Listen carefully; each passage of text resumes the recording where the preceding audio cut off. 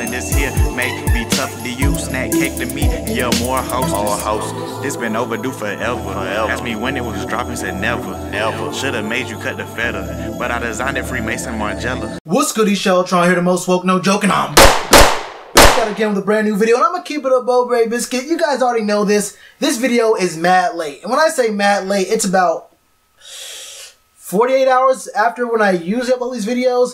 But if you've been following me on Twitter, you've known that I've been going through some kind of wild technical difficulties over the past couple of weeks. Things in my computer going wrong, my editing software. I don't want to get to all of that. So just bear with me, because this is something I can't actually do too much about until I save up a little bit more money to get the actual setup that I actually want to do for these videos. So I'm hoping I don't have any more problems and issues getting these videos out, and I can just hold out until Cyber Monday, basically, so I can get the setup I want. But that's what the deal is. I didn't quit doing these videos. I had like 3 or 4 DMs and a couple messages. People asked me why I quit YouTube after a loss. It's like, no, chill. I'm definitely going to give you my thoughts on this game. No. Because you learn a lot more from your team in a loss than you ever will in a win.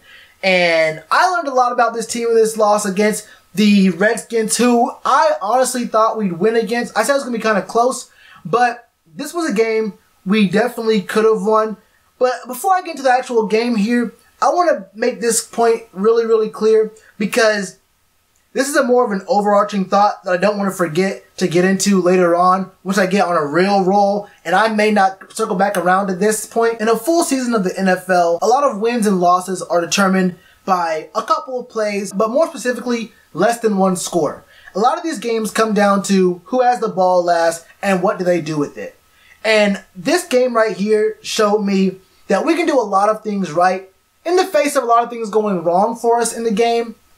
But we just have to be able to get that last bit of momentum in the game. Now look, the game against the Giants 2 weeks ago, I'm going to be real with y'all, depending on the 63-yard field goal off of a very questionable last possession from us, is not the way you win a game. This is not the way you win. And thinking about that game after watching this game versus the Redskins really got me thinking of just how thin the margin is between a win and a loss.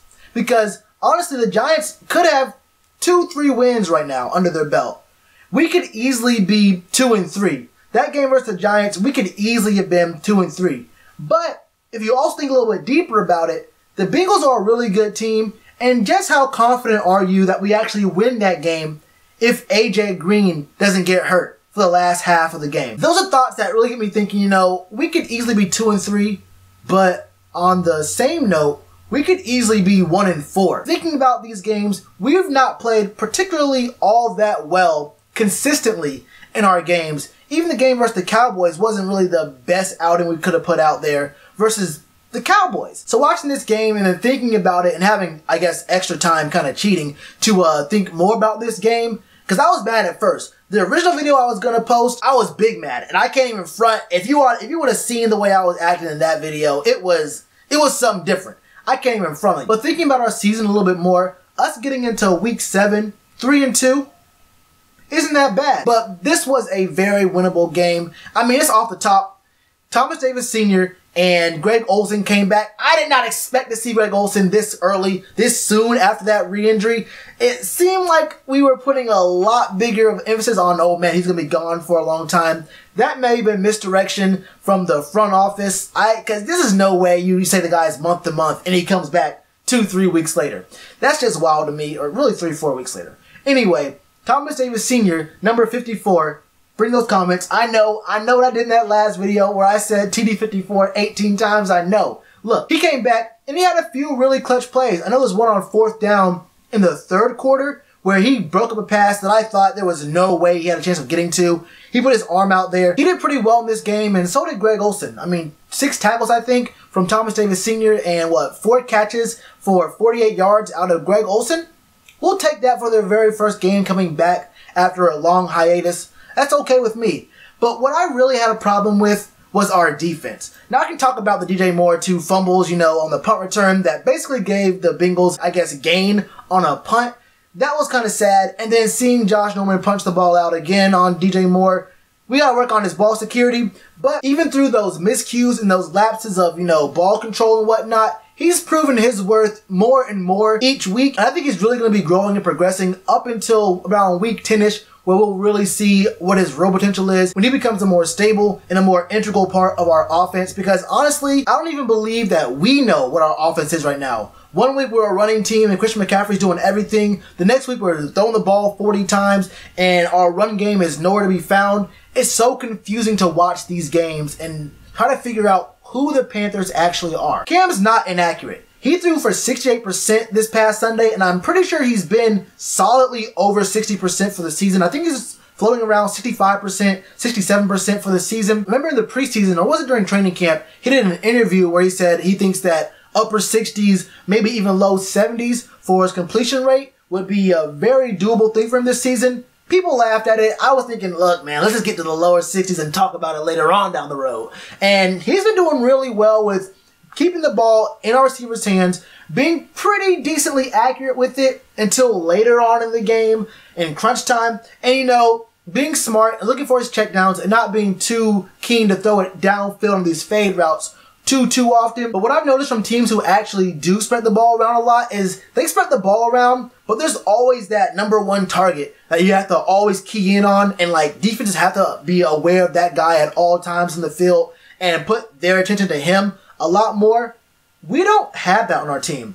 We spread the ball around. Devin Funchess makes some really clutch catches. He's a strong guy. He's big. He's proven me wrong every week, and I am not upset about it. Keep proving me wrong. Keep proving that you want to be the number one receiver on this team and whatnot. But for a team that has a lot of options, we really have no number one option. Now, at first glance, you may say, okay, Christian McCaffrey maybe. Then you think, well, Greg Olsen just got back, so maybe he'll be the number one target again. But when we think about our receivers, we don't really have an established number one target. It's like, go ahead, go get open someone, and we'll look at you. We don't have a dominant force on our offense. And speaking of, like I was saying about DJ Moore, he's not just a pass-catching threat.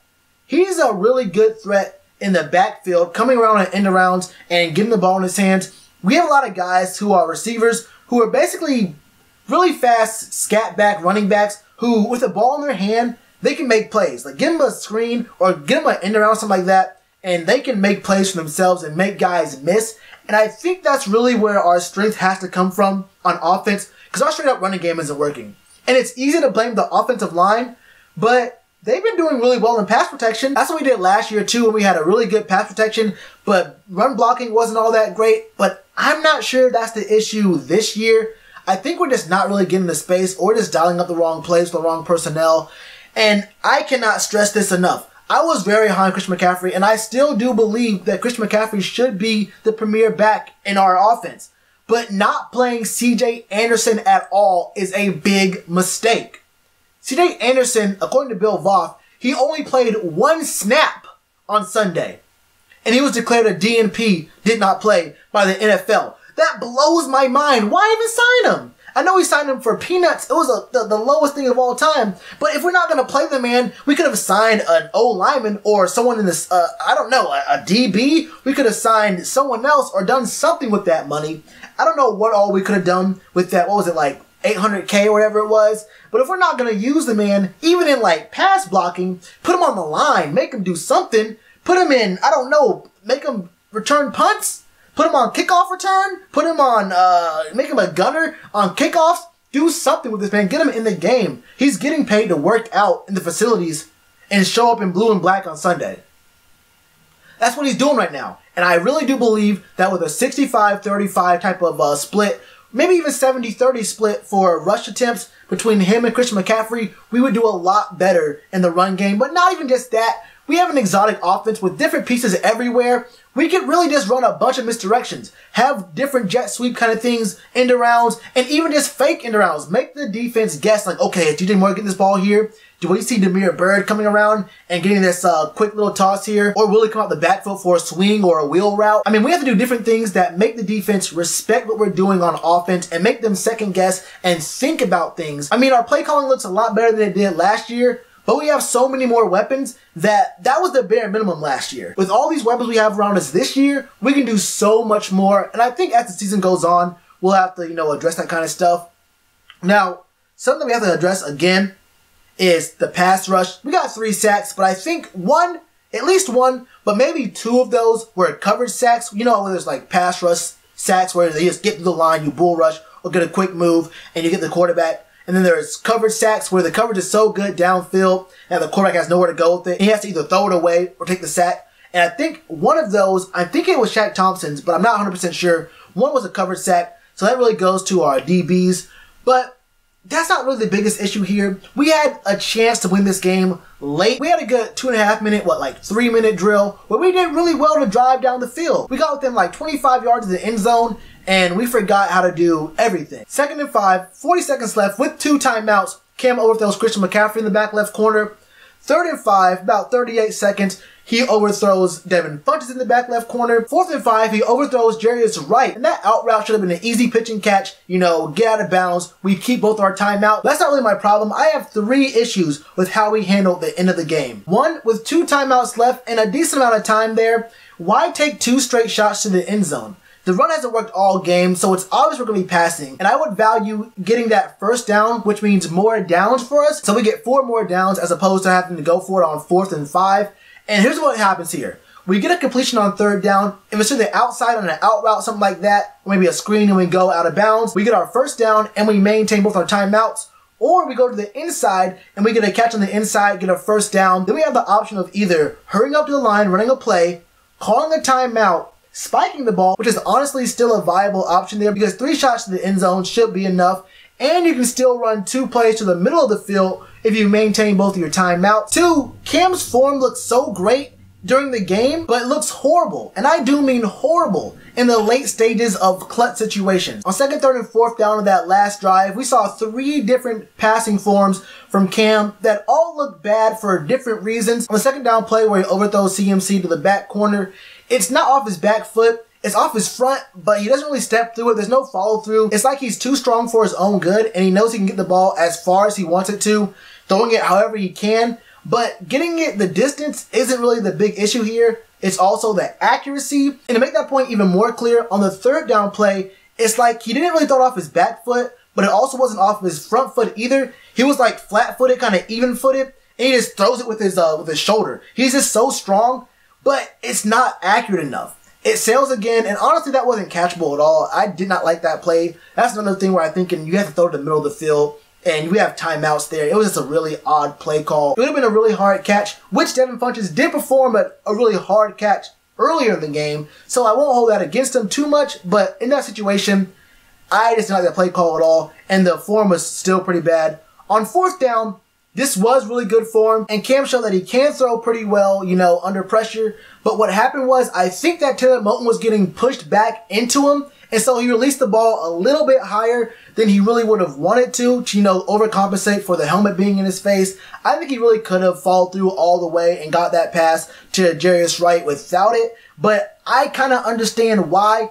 But in that kind of situation, when you're the franchise quarterback, you have to make the play. You have to make it happen. You might hit your wrist on the dude's helmet, but from that angle that I saw, and I didn't see all angles, I think he really could have afforded to come down a little bit more of this throw. Both all that said, I'm still not sure what I would actually contribute the failure of that last drive to more.